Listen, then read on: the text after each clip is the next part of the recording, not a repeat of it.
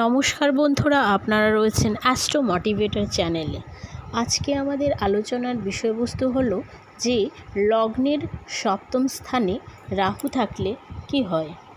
তো ভিডিওটি শুরু করার আগে আপনাদের কাছে একটাই অনুরোধ, আপনারা এখনও পর্যন্ত যারা আমার এই চ্যানেলটিকে সাবস্ক্রাইব করেননি তারা আমার চ্যানেলটিকে সাবস্ক্রাইব করে পাশে থাকা বেল বাটনে ক্লিক করে অল অপশনটি অন করে দিন এবং ভিডিওটি ভালো লেগে থাকলে লাইক, কমেন্ট এবং শেয়ার করতে ভুলবেন না। আর ভিডিওটি ধৈর্য সহকারে এবং মনোযোগ সহকারে দেখার চেষ্টা করবেন, স্কিপ করবেন না, কারণ স্কিপ করলে আপনারা বুঝতে পারবেন না, অনেক জায়গা মিস করে যাবেন। চলুন তাহলে ভিডিওটি শুরু করা যাক।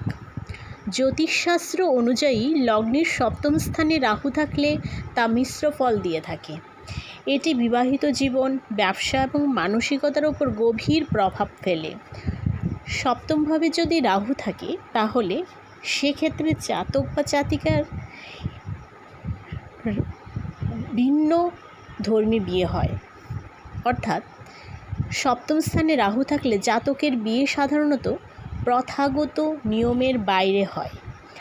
অন্য সংস্কৃতি, ভিন্ন ধর্ম বা ভিন্ন জাতির মানুষের সাথে প্রেমের সম্পর্ক বা বিয়ের সম্ভাবনা তৈরি হয় যদি সপ্তমে রাহু থাকে। তাহলে বিবাহিত জীবনে টানাপোড়েন থাকে। রাহু হলো একটি মায়াবী গ্রহ। এর প্রভাবে দাম্পত্য জীবন সাধারণত ভুল বোঝাবুঝি, অতিরিক্ত প্রত্যাশা এবং সঙ্গী বা সঙ্গিনীর প্রতি যে মোহভঙ্গ হতে পারে।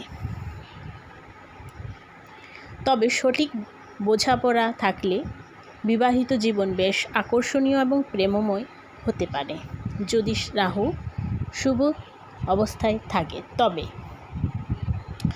ভাগ্যোন্নতি বা ব্যবসার ক্ষেত্রে সপ্তম স্থানটি ব্যবসার কারক। এখানে রাহু যদি থাকে তাহলে জাতকের 21 বছর বয়সের পর বিয়ে হলে সাধারণত বিয়ের পর ব্যবসার ক্ষেত্রে বা কর্মজীবনে ব্যাপক উন্নতি ও আকস্মিক আর্থিক লাভের যোগ থাকে। অংশীদারি ব্যবসা যদি করে থাকে তাহলে দারুণ সাফল্য পাওয়ার সম্ভাবনা থাকে সপ্তমে রাহু। মানসিক অস্থিরতা বা স্বাস্থ্যের দিক থেকে দেখতে গেলে রাহু জাতককে মাঝে মাঝে অতিরিক্ত উচ্চাকাঙ্ক্ষী বা বিভ্রান্ত করে তোলে। শারীরিক দিক থেকে পাইলস, রক্তচাপ বা ডায়াবেটিসের মতো কিছু সমস্যা দেখা দিতে পারে। আইন বা শত্রুর দিক থেকে গোপন শত্রু বা ব্যবসায়িক বিরোধীর সম্মুখীন হতে পারে। তারা বিভিন্ন বিরোধিতা, তাদের শত্রু সংখ্যাটা একটু বেশি পরিমাণে থাকে যদি সপ্তমে রাহু থাকে। তো এই ছিল আজকে আমাদের ছোট্ট আলোচনা। ভিডিওটি ভালো লেগে থাকলে লাইক, কমেন্ট এবং শেয়ার করতে ভুলবেন না। দেখা হচ্ছে আবার অন্য কোনো ভিডিওতে, অন্য কোনো আলোচনা। ততদিন সুস্থ থাকবেন, ভালো থাকবেন। ধন্যবাদ।